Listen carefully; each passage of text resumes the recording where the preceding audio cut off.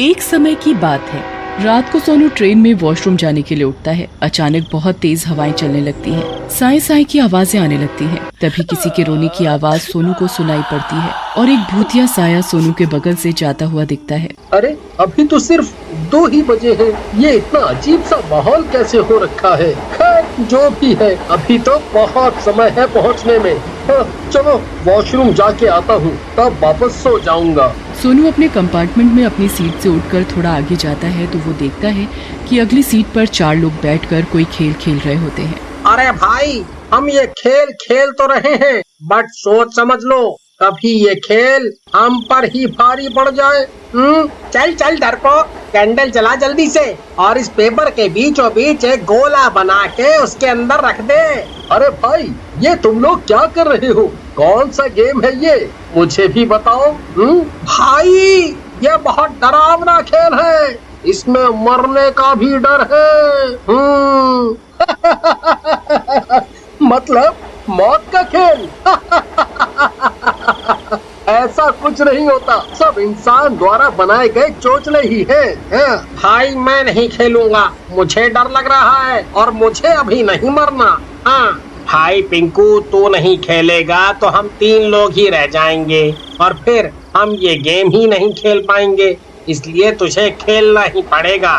ठीक है ना भाई, वैसे तो मुझे तुम लोगों की बातें सुन के हंसी आ रही है, पर कोई नहीं, आज ये भी करके देख लेता हूँ।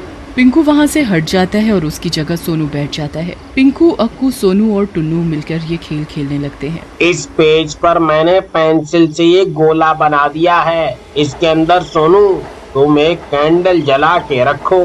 ठीक है, मैं करता हूँ। आप सारे एक दूसरे का हाथ पकड़ो और जलती हुई कैंडल की तरफ देखते हुए बोलो, मैं तुम्हें महसूस कर रहा हूँ, मुझे पता है कि तुम यहीं हो, अपनी मौजूदगी का एहसास कराओ। ये क्या बकवास है? खुद से ही कुछ भी। हंसो नहीं भाई, जैसे कहा जा रहा है वैसे ही करो, कंसंट्रेशन के साथ, तभी तुम यकीन करोगे। अच्छा। सारे मिलकर वापस सेम लाइंस दोहराते हैं जो सिक्कू ने कही थी। कई बार दोहराने पर अचानक उस गोले से काला धुआं सा ऊपर की तरफ निकलता है और कैंडल की लौ का रंग बदलने लगता है। देखो भाई, लौ का रंग बदल गया। तुम लोग सच में पागल हो चुके हो। आग का भी भला कभी रंग बदलता है क्या? भाई, इसे ऐसे विश्वास नहीं होगा, कुछ और तरीका अपनाते हैं इस जनाब को यकीन दिलवाने के लिए। अक्कू इस बार गोले के अंदर बुझी हुई कैंडल रखता है और सब लोग आंखें बंद कर लेते हैं और सब लोग आंखें बंद करके एक दूसरे का हाथ पकड़कर, चलो अब मेरे पीछे बोलो सारे, हमें पता है कि तुम यहीं हो, अपनी मौजूदगी का एहसास कराओ। कई बार यही लाइंस दोहराने पर अचानक कैंडल जलने लगती है और अचानक उन सबको गुर्राने की आवाजें आने लगती हैं। कौन है यहाँ? तुम में से कौन ये आवाजें निकाल रहा है? ये आवाजें हम नहीं निकाल रहे थे, ये वही आत्मा की आवाज है जिसे हम बुला रहे थे। अब तुम्हें यकीन हुआ या अभी भी हंसोगे? मुझे पता है, तुम में से ही किसी ने कैंडल जलाई है जब मेरी आंखें बंद थी, और ये जरूर पिंकू भाई ने आवाज निकाली होगी। बेटा, हमें पता है तुम डर चुके हो और मान नहीं रहे हो। और सब लोग ये सुनकर हंसने लगते हैं। चलो चलो, काम करो अपना, मैं जाता हूँ अब सोने, ये सारी फालतू की बातें हैं। सोनू अंदर ही डर रहा होता है, पर वो सोने की कोशिश करता है अपनी सीट पर आकर। तभी सोनू को एक साया अपनी सामने वाली सीट पर दिखता है। कौन है वहाँ? सोनू को अब अजीबोगरीब आवाजें सुनाई देने लगती हैं। सोनू डर के मारे आंखें बंद कर लेता है और जबरदस्ती सो जाता है। उसकी नींद खुलती है तो वो देहरादून स्टेशन पहुंच चुका होता है। भैया के घर आकर वो ट्रेन की पूरी घटना उन्हें बताता है। अब आप ही बताओ, कितनी सच्चाई है इसमें? खुद ही करके देख लेते हैं एक बारी। मुझे भी एक ऐसा खेल पता है, पर कभी ट्राई नहीं किया। चलो साथ में ट्राई करते हैं, पर हमें अकेले अकेले अलग अलग जगह पर ट्राई करना पड़ेगा। रात होते ही भैया के कहने पर सोनू बाथरूम में एक कैंडल लेकर अकेले जाता है और शीशे के सामने खड़ा हो जाता है। मुझे पता है तुम्हारी मौत कैसे हुई थी, आओ आके मुझे अपनी पूरी कहानी बताओ। ओ माँ शीरो, मुझे पता है तुम्हारी मौत दर्दनाक तरीके से हुई थी। आओ मेरे सामने आओ। तभी अचानक शीशे में एक जला हुआ डरावना चेहरा नजर आता है। सोनू वो चेहरा देखकर डर जाता है, पर हिम्मत बांधकर रिचुअल पूरा करने लगा। आओ मेरे सामने आओ और अपनी मौजूदगी का एहसास दो। तभी वो ओमाशीरो का भूत शीशे में से ही फूंक मारकर कैंडल बुझा देता है। तभी बाथरूम की लाइट भी फ्लिकर करने लगती है। अरे ये क्या होने लगा? ओमाशीरो, ये सब तुम कर रहे हो क्या? है? तुम कर रहे हो? तभी ओमाशीरो का भूत जोर जोर से हंसने लगता है और अपने आप बाथटब का पानी चलने लगता है। धीरे धीरे बाथटब में पानी ऊपर तक भरने लगता है। तभी सोनू को महसूस होता है कि बाथटब में कोई अंदर नहा रहा है। कौन है बाथटब में? ओमाशीरो, क्या तुम हो अंदर? तभी सोनू को पीछे से एक धक्का लगता है और वो सीधा बाथटब में जा गिरता है। गिरते ही उसे फील होता है कि वो किसी के ऊपर गिरा है। ओमाशीरो, मुझे पता है कि ये तुम हो। मुझसे बात करो, बताओ क्या हुआ था, पूरी कहानी बताओ। बाहर से तभी सोनू के भैया की आवाज आती है। क्या सब ठीक है अंदर? हाँ। फिर भैया दूसरा रिचुअल करने के लिए एक बहुत पुरानी अलमारी में माचिस की तीली लेकर घुस जाता है। अब मैं अंदर से अलमारी का दरवाजा बंद कर लेता हूँ। कोई है मेरे पीछे? मुझे पता है तुम अंधेरी दुनिया से आए हो। क्या तुम यहीं हो? तभी भैया के पीछे से रोने की आवाज आने लगती है और भैया के कंधे पर एक नीला हाथ रखता है कोई। भैया के पसीने छूटने लगते हैं। हिम्मत करके भैया उस भूत से पूछता है, तुम इस दुनिया में कब से हो? मैं सालों से इसी दुनिया में हूँ। मैं अब इंसानों की दुनिया में आना चाहता हूँ। तुम मुझे भी अपने साथ इस अलमारी से बाहर ले चलो।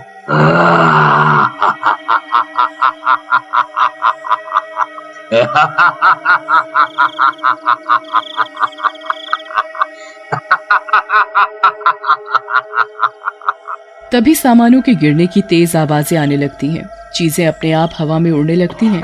जोर जोर से हंसने की आवाजें आने लगती हैं। सोनू ओमाशीरो से बात करने की कोशिश करता है। क्या हुआ था तुम्हारे साथ?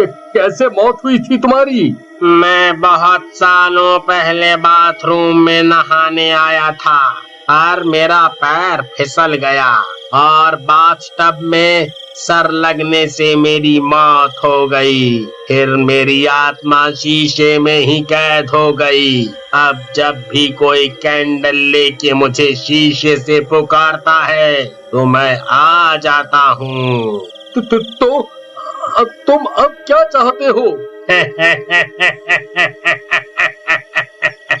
अब मैं इंसानी दुनिया में रहना चाहता हूँ। पर कैसे? तुम तो एक आत्मा हो। तुम्हारे शरीर में प्रवेश करके आज तक जितने लोगों ने भी ये खेल खेला उन्होंने बीच में ही रोक दिया, पर तुमने इसे पूरा किया। इसलिए अब मैं तुम्हारी आत्मा इस शीशे में कैद करके तुम्हारे शरीर में बाहर रहूंगा। ये सुनकर मानो सोनू को परलोक याद आ जाता है। सोनू थर-थर कांपने लगता है और जोर जोर से भैया को बुलाने लगता है। इधर भैया अपने रिचुअल को पूरा करने के लिए सोच ही रहा होता है कि सोनू की चीखें सुनकर भैया तुरंत माचिस की तीली जलाता है और रिचुअल वहीं खत्म करके और भागा भागा बाथरूम की तरफ जाता है। ओमाशीरो सोनू का मुंह बाथटब में ही दबाने लगता है। पानी के प्रेशर से सोनू को सांस लेने में दिक्कत होने लगती है।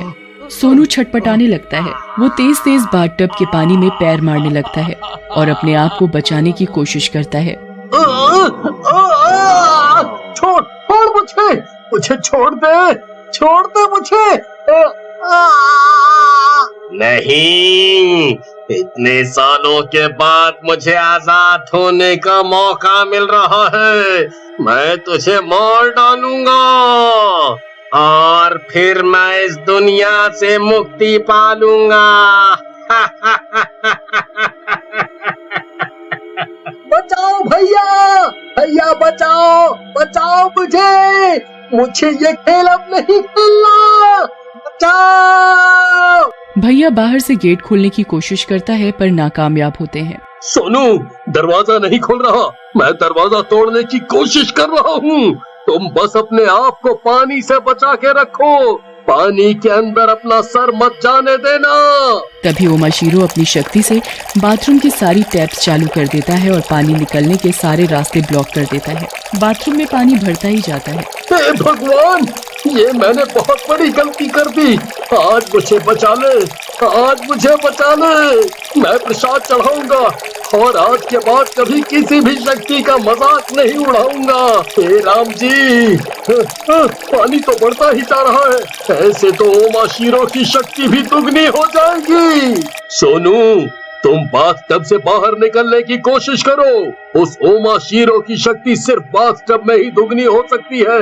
मैं जब तक दरवाजा तोड़ रहा हूँ। अच्छा, मेरे खिलाफ चाल चलोगे तुम लोग? तुम्हारी इतनी हिम्मत, अभी बताता हूँ तुम्हें। ओमाशीरो अपना एक हाथ बड़ा करके दरवाजे के बाहर निकलता है और भैया को जोर का धक्का देकर दूर फेंक देता है। भैया का सिर दीवार पर जा लगता है जिससे उसके सिर से खून आने लगता है। अब मुझे आजाद होने से कोई नहीं रोक सकता।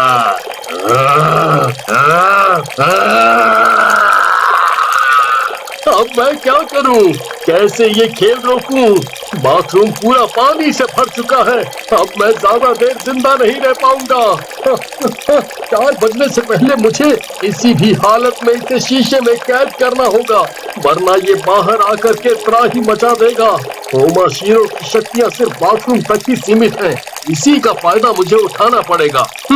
इधर भैया भी हिम्मत करके उठ जाता है और हथौड़े से बाथरूम का गेट तोड़ देता है, जिससे बाथरूम का सारा पानी बाहर आ जाता है। फिर सोनू वापस कैंडल जलाकर शीशे पर रखकर कहता है, ओमाशीरो, तुम अब शीशे में जाने वाले हो। मुझे पता है अब तुम शीशे में वापस कैद होने वाले हो। नहीं, मुझे वापस कैद नहीं होना। मुझे कमांड नहीं दो वापस जाने का। तुम्हें जाना ही होगा। जाओ, वापस जाओ। और फिर शीशा ओमाशीरो के भूत को अपने अंदर खींच लेता है। चिल्लाता हुआ ओमाशीरो वापस कैद हो जाता है। तुरंत सोनू फूंक मारकर कैंडल बुझा देता है और इस तरह ये मौत का खेल खत्म होता है।